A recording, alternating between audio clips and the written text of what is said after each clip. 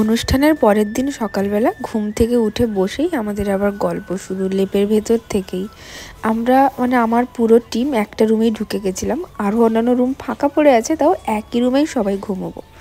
যাই হোক, সকালবেলা উঠে ফ্রেশ ট্রেশ হয়ে নিচে এলাম, কি খাওয়া হবে দেখা হচ্ছে।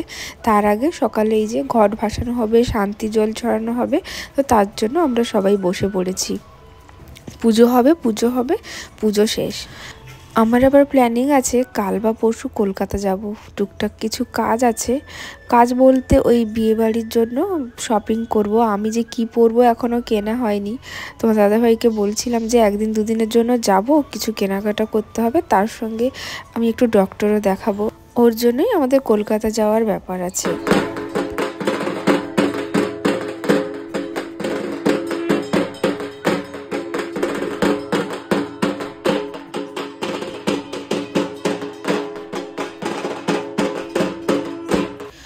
ওই দিন পুজোর পরের দিন সকাল সকাল জয়শ্রী পূজা, ওরা ব্রেকফাস্ট করে চলে গেল। থাকতে বললাম, কেউ থাকলো না।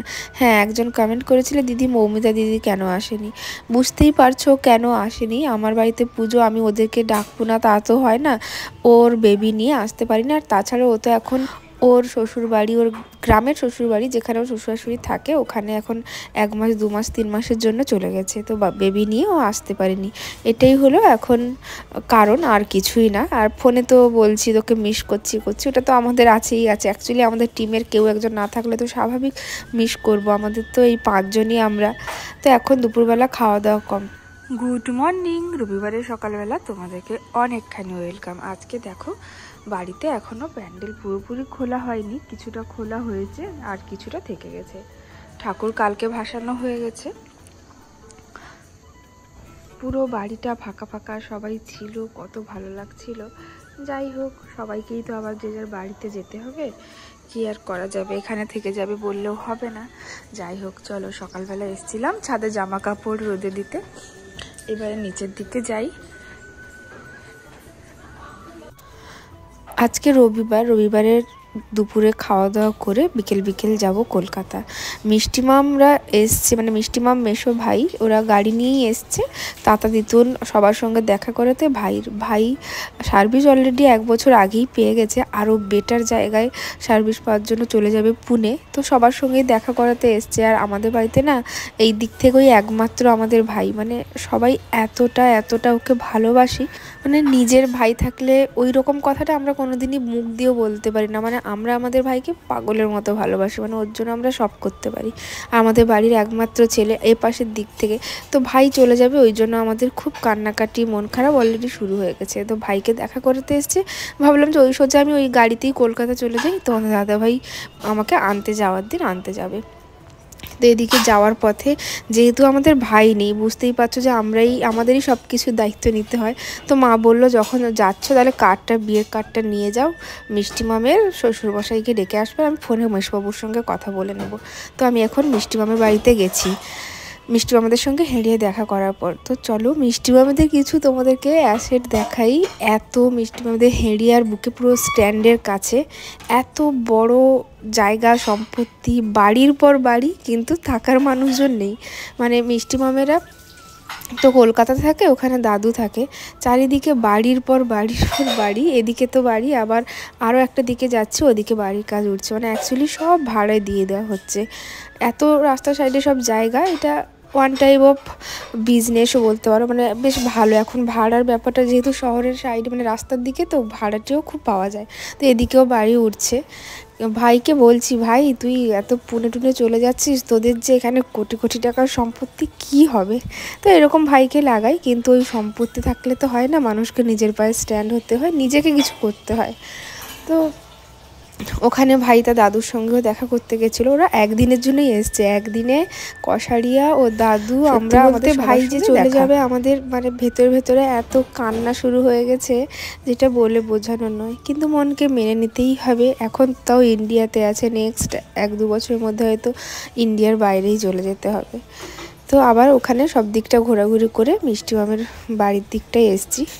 দাদুর সঙ্গে দেখা করে আমরা আবার চলে যাচ্ছি। হ্যাঁ, সোনাইও সঙ্গে আছে, ও তো আসবে না বলছিল, আর আমি ওকে ছাড়া কোথাও মোটামুটি যেতে নারাজ। দেখো এই যে ইয়েলো বাড়িটাও, এটাও মিষ্টি মামেদের, ওটা ভাড়া দেওয়া থাকে, আর এটা এই হোয়াইটটা এটা মেন মিষ্টি মামেরা নিজেরা থাকে এলে এখানে। আরও একটা ব্যাপার হয়েছে সোনাইয়ের বিয়েতে, এমন একটা সময় ভাইয়ের চাকরিটা এলো, সোনাইয়ের বিয়েতে মনে হয় ভাই থাকতে পারবে না। ওটা আমরা তো আরও কেউ মেনে নিতেই পারছি না। মিষ্টি মাম যাবে ভাইয়ের সঙ্গে, যদিও বিয়ের আগে আগে মিষ্টি মাম চলে আসবে। দেখা যাক কি হয়, ভগবানকে ডাকছি যেন ভাইও আসতে পারে। আর বছরের প্রথমেই দেখো আমাকে স্কুলটা ছুটি নিয়ে নিতে হচ্ছে, কারণ শপিং তো একটা ব্যাপার, তার থেকে আরও একটা ব্যাপার আছে, ডাক্তার দেখাতে হবে, ওই জন্যই মেন যাচ্ছি। এই জাস্ট কলকাতাতে এলাম, মিষ্টির বাড়িতে এলাম, কিছু দরকারের জন্যই এসেছি। পরপর কেন এসেছি সব কিছু তোমাদের সঙ্গে শেয়ার করবো। সঙ্গে সঙ্গে স্নানে ঢুকে গেল।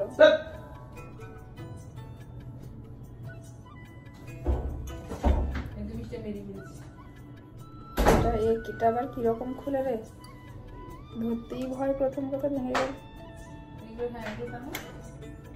না, এটাকে এটা করতে হবে, প্রথমে টানতে হবে।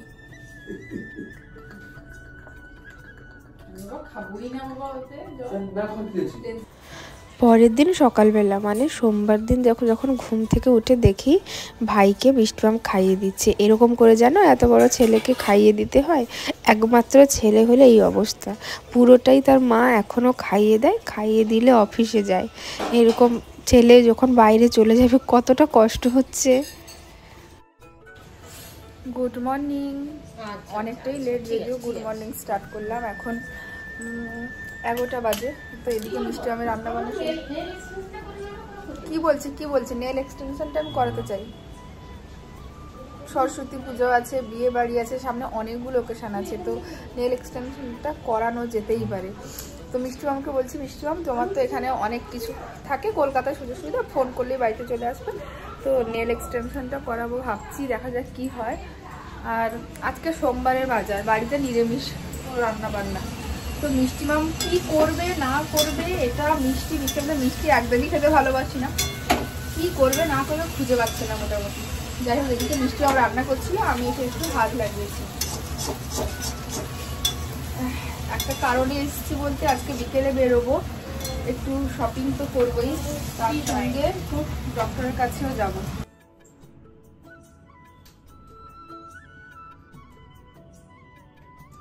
আজকে আমার আর মিষ্টি মামের সোমবারে নিরামিষ খাওয়া দাওয়া, আর ওই জন্য টেবিলে আর বসলাম না, কারণ ওখানে সোনাই ভাইটাই সবাই বসবে মেসো। আজকে মিষ্টি মাম কী কী রান্না করছে দেখাই, তার আগে দেখাই কত সুন্দর, দেখো বাড়িতেই নিরামিষের জন্য বাসনগুলো দেখো। এটা কে মেসো এনেছে? কড়াইটাও খুব সুন্দর।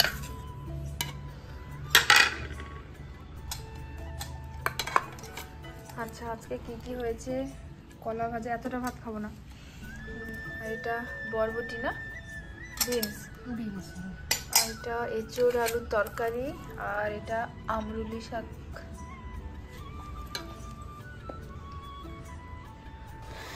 বিকেলবেলা মেসো ডিউটি থেকে ফেরার সময় আমাদের জন্য আবার মিষ্টি নিয়ে এসছে, বসে বসে শুধু এখানে খাওয়াই হচ্ছে, একটার পর একটা খাওয়া।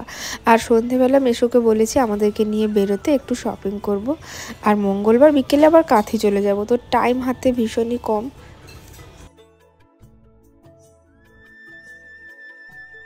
রেডি হয়ে গেছি, আর দুই বোন আজকে দেখো দুজনেই হোয়াইট হোয়াইট, কেমন লাগছে জানি না কেমন লাগছে, যাই হোক দুই বোন আজকে হোয়াইট হোয়াইট হয়ে একদম রেডি হয়েছি, যাবো শপিং করতে। আর কে বড় কে ছোট সেটাও একটু জানিয়ে দিও, যদিও অনেকে জানে, যদিও জানো তাও। আমি বড়, আমি ছোট। আজকে যাব শপিং করতে। সোনাই সন্ধ্যাবেলা রেডি হয়ে গেছে হোয়াইট হোয়াইট, ভীষণ সুন্দর লাগছে বিয়ের কনেকে। আমার মিষ্টি মামা এদিকে রেডি হয়ে গেছে, মিষ্টি মামকেও সুন্দর লাগছে, কিন্তু আমাকে ভালো লাগছে না, বাঁদর মুখো। চলো ওই রুমে কি আলোগুলো জ্বলবে, রুমে কি আলোগুলো জ্বলবে? হ্যাঁ সোয়েটারটা নাও আমার। আমারটা কোথায় রে? আমি বলেছিলাম তো সোয়েটার দেবো নাকি? আমারটা কোথায়? আমি তো এনেছি। ওই সাইডের রুমেই আছে, ওই সাইডের রুমেই আছে।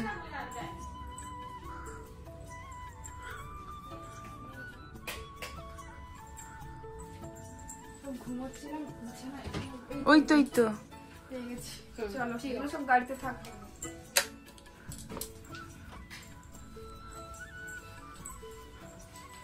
তো চলো এখন বেরোই, আমরা একটু শপিং টপিং করে আসি। আর কি কিনলাম তোমাদের সঙ্গে পরপর শেয়ার করছি। আমাদের তো কোনো প্ল্যানিং হয় না, আমাদের কলকাতা চলে আসা হলো। আর কালকে জয়বাবু আসবে। কালকে আমি ভাবছি, অনেকে বলে আমার দুই বোনকে একই দেখতে, কিন্তু একই দেখতে আমরা বুঝতে পারি না আমার দুই বোনকে একই দেখতে রাখি, কিন্তু কোথাও না কোথাও তো মিল আছেই। মেশো নিচে গাড়ি নিয়ে চলে এসছে।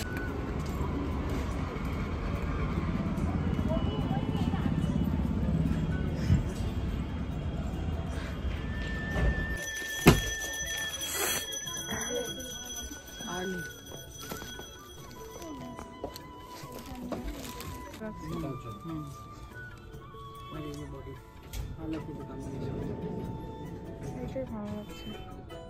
পরিষ্কার তো এটা কি স্টাইলিশ শাড়ি, দারুণ লাগে, হালকা লাইট ওয়েট, ওর আরাম, দেখতেও সুন্দর লাগে। এটা কালারটা আনকমন, মানে এটা ভালো লাগছে, মানে দেখার থেকে গায়ে ফেলা তো বেশি ভালো লাগছে। না পরলেও ভালো লাগে, শাড়িটা তো খুলবে যত ওপেন হবে তত দেখতে সুন্দর লাগছে। বডিটা প্লেন চাই, বডিটা একদম তাহলে প্লেন হয়ে যাবে, কিছু না। আছে তো ওইটাই চাইছি। তো রেঞ্জ বেশি তো আছে তো আমার কাছে। ওইটা এই রেঞ্জে আমি প্রচুর দেখেছি। ভালো লাগে, বডিতে কিচ্ছু থাকবে না, সরি তুমি একটা মনে এটা কি এটা ভালো লাগে না দেখতে, মিনাকারি লুকটাও সুন্দর, এই কম্বিনেশনটা কত লাভলি। এটা বডি প্লেট, বাহ, এল কি দেনাস এই পাতান পাতা এই কুচিতে আছে যেটা বলছিলে। হ্যালো শোনো, এরকম করে ফেলো, যাও ব্যাকের নিনারের আঁচলটা ব্যাকে দাও, ব্যাকে দাও, এবার চলে যাবে। খোলো খুলু, আঁচলটা ব্যাকে দাও।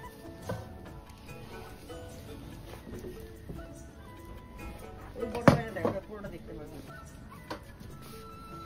হ্যাঁ এইভাবে দেখো, এইভাবে দেখো।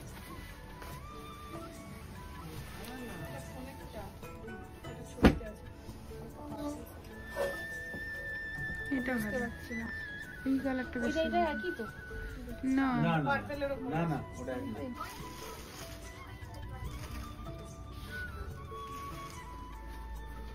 কি ফুলছে শাড়িটা, দারুণ লাগছে। আরো পরিয়ে দিচ্ছে কমপ্লিট ড্রেসটা, আঁচলটা একটু সামনে ঘুরিয়ে, একটু সামনে ঘুরিয়ে দিয়ে দিবি।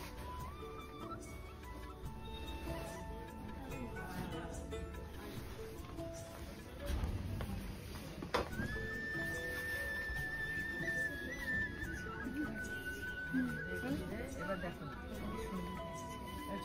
ছবি তুলছে, ঝুপা ছবি যা।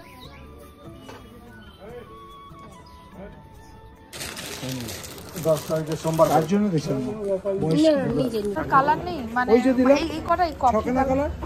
এই না কোন নিয়ে দিতে 1 2 3 4 5 এই যে আমরা একটু বাজার টাজার করে ঘুরে টুরে এলাম সব। আজকে হোয়াইট বলে একটু ফটো তোলা হচ্ছে, বেবি আন্টির সঙ্গে অনেকদিন পর দেখা হলো। মানে সত্যি বলতে বেবি আন্টি মিষ্টি মামিদের এখানে ফ্ল্যাটেই থাকে, বাট আমাদের মধ্যে সম্পর্কটা এখন এমন হয়ে গেছে, মানে আমরা আমার মিষ্টি মামকে যতটা ভালোবাসি, মানে বেবি আন্টির সঙ্গে ওই বন্ডিংটাই এখন হয়ে গেছে। সম্পর্কটা কিন্তু অনেক দিন থেকেই হয়ে গেছে, অনেক বছর, এবং ফোনেও কথা হয় মাঝে মাঝে। অ্যাক্টিং দিচ্ছে কিন্তু। আন্টি তো কাঁথিতে আমাদের ওখান থেকেও ঘুরে এসছো, একদম দীঘা ঘুরিয়েছি আমরা। আজকে যে আমরা বেরিয়েছিলাম না, মনে হয় আমাদের শাড়িটা ঠিকঠাক ছিল না, মানে শাড়িটারই কিনবো বলে একদম প্রিপেয়ার হয়ে, মানে সেরকম ভাবনা চিন্তা করে তোমার দাদাভাইকে বললাম একটু টাকা পাঠাও, শাড়ি কিনবো ওইগুলো সব কিছু করলাম, বাট মনের মতো শাড়ি মানে পছন্দই হলো না। আসলে যেই জায়গায় যাবো বলেছিলাম তেমনভাবে ওরকম ওই দিকটা যাওয়া হয়নি, তো কিছু কারণের জন্য যেহেতু আমাদের হাতে টাইম কম ছিল, অ্যাকচুয়ালি কারণ এটাই যে আমার ভাই তো আবার ভোর হলে সকাল সকাল ডিউটিতে চলে যায়, ভাইয়ের সঙ্গে টাইম কাটাবো বলে আমরা তাড়াতাড়ি চলে এসেছি। যাই হোক, আজকে আমাদের শাড়ি কেনা হয়নি, মানে সোনাইয়ের জন্য কেনা ছিল আইবুড়োর ভাতে ওকে যেটা দেবো, বা আমার নিজের জন্য আমি গায়ে হলুদে পরবো একটা শাড়ি নেওয়ার ছিল, কিছুই কেনা হয়নি। আজকে আমাদের শাড়িটাই ঠিক নেই। এখানে এই যে ওদের মা মেয়ে কি কথা হচ্ছে। পরশু এলাম, কাল চলে যাবো, দেখতে দেখতে সময়ও শেষ হয়ে এসেছে, মানে কালকে চলে যাবো তোমাদের দাদাভাই এলে।